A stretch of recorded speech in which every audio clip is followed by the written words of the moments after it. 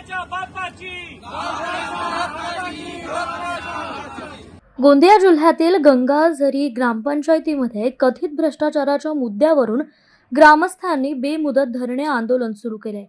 ग्रामपंचायतीच्या विविध विकास कामांमध्ये मोठ्या प्रमाणावर अनियमितता झाल्याचा आरोप ग्रामस्थांनी केलाय। सरपंचांनी ई-निविदा प्रक्रिया न राबवता लाखो रुपयांची देयकं काढल्याचा दावा आंदोलकांनी पत्रकार परिषदेत केलाय। तसंच जीएसटी क्रमांकाशिवाय काही बिलं कशी काय मंजूर करण्यात आली असा सवालही ग्रामस्थांनी उपस्थित केलाय। असा कसा हिसाब देत नाही, असा कसा हिसाब देत नाही, हम सब एक है, हम सब एक है। गावाच्या विकासासाठी ग्रामपंचायतीची भूमिका महत्त्वाची मानली जाते।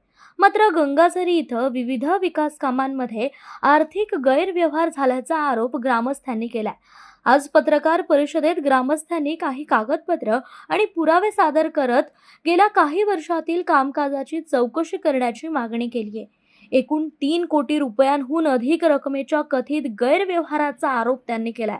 तर ग्रामस्थांच्या म्हणण्यानुसार प्रोजेक्टर सारख्या साहित्याची बाजारभावापेक्षा जास्त किंमत दाखवून बिलं काढण्यात आली आहे। तसंच सोलार पॅनल खरेदी, ट्री कार्ड, विविध बांधकाम आणि इतर साहित्य खरेदी प्रक्रियेतही अनियमितता झाल्याचा दावा करण्यात आलाय। याशिवाय जिल्हा निधीतून उभारण्यात आलेल्या आदिवासी सांस्कृतिक भवनाच्या बांधकामाबाबतही प्रश्न उपस्थित करण्यात आले।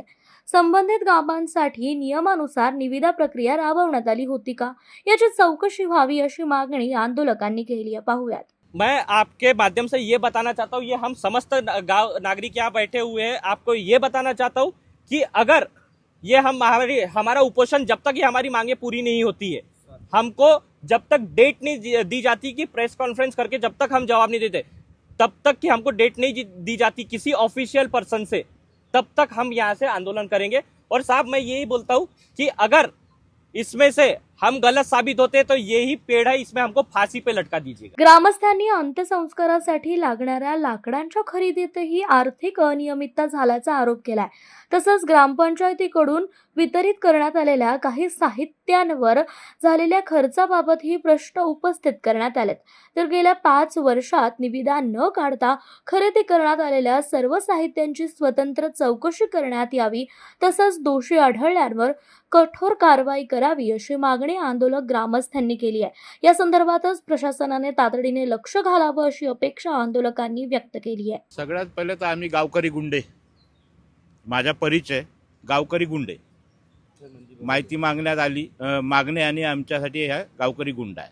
आणि दुसरा विषय म्हटलं म्हणजे आम्हाला ई निविदा दाखवावी जो टेंडरिंग केला आहे यूके इलेक्ट्रिक्स, हा कोण, याची ई टेंडरिंग झाली का, झाली आहे तर आम्हाला दाखवायला पाहिजे प्रशासनाला, आमची हेच एक माग आहे।